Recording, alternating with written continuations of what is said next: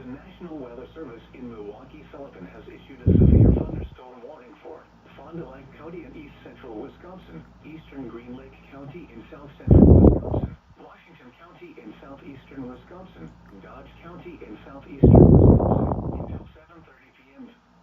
At 6:18 p.m., severe thunderstorms were located along a line extending from near Rush Lake to 7 miles northeast of Waterloo, moving east at 40 miles an hour. Hazard, 60 miles an hour wind gusts. Source, radar indicated. Impact, expects damage to roofs, siding, and trees.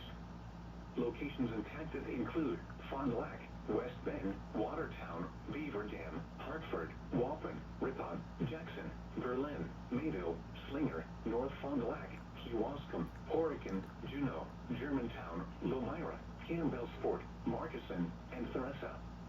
Other landmarks included are the following location: Horicon Marsh. For your protection, move to an interior room on the lowest floor of a building.